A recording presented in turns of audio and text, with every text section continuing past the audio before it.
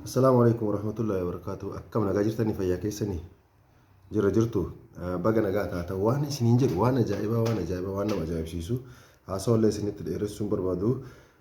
dogoggora Alii Suufiyaan yookiin maqaballeessi Hamzaa ka jettaniif Hamzaa naa dogoggoruu Alii Suufiyaan sagaleen jalaa baatu rakkoo hin qabu ka jara lamaanii jarri nama lama Alii Suufiyaan nama tokko Hamzaa nama tokko walirratti fedhaman nama lama jarri lamaan maqaa wal haa balleessa waan fedhan haa ta'an haga anaan bahutti haga isiin bahutti haga isiin bahutti ka wal jalaa qabeetiin hafarsu kunoo maal haa ta'u maali wal jalaa qabaniitiin hafarsuun kun yoo dhiiftanoo yoo qabbaneessitanoo ka dhuunfaa namoota lamaanii san osoo hin ta'in kan ajaa'ibe jechuudha. Fakkeenya Alii Suufiyaan illee nama sheekaa tokko Hamzaa Sheek Jaabir illee nama sheekaa tokko uummanni sheekaa lamaan waan dogoggoran sheexaanii dogoggorsuu baatee sun dhimma isaaniiti. Ka garuu rakkoo amantaa musliimaatirraa qabdan na fakkaate isinummaa warri amantaa keessan qaqqabuudhaaf hafarsitaniitiin namni afaan keessan hin beekne hin jiru. Maqaa musliimaa balleessitaniitiin hin jettan kun baay'ee nama ajaa'iba. Maraafuu rabbi isin haa qajeelchuu isin hin jenna addunyaa akiratillee warra wal hongeessu isin osoo jaannata keessa yoo harkiftaniitiin wal baaftanii osoo guutuun keessanuu jaannata gaafa jedhan taate lakki jedhan kenna azaaba galooyi warra waliin jedheetiin wal harkisu. Hamzaan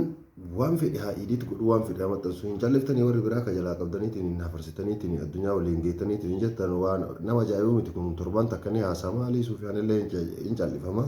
Maqaan isaa wanni badee jedhamu jiru maqaan guyyaa awwaalaa takka kalirramee har'a inumaa qabbanaa jira boruu illee ni qabbanaa. Gaafa torban irraa yookiin 15 irraa guutuun keessanuu ni dagattanii wanni isarraa fuutan takka hin jiru wanni isa maqaa balleessatan takka hin jiru. Hamzaa Sheek Jaabir illee itti fakkaatetumaan yaa rakkoo isaan dhuunfaa lamaan qabantu jira ta'an mala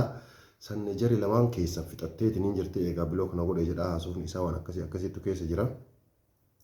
Warri guuza baatanii fi eenyu Alii Suufiyaan illee hafarsitan Hamzaa yoo qabdaniitiin hin jettan hagamtutti dhaadattaniitiin hin sodaachiftaniitiin hin jettan haga qilleensa irratti wal baaftan osoo wal gorsitaniitiin hin jettani maal mee saba biraa laala yookiin immoo amantaa biraa laala waan biraa wal barsiisu waan biraa wal karaa wal agarsiisu gaafii gurguddaa wal gaafatu isin gizee biraa kunturoof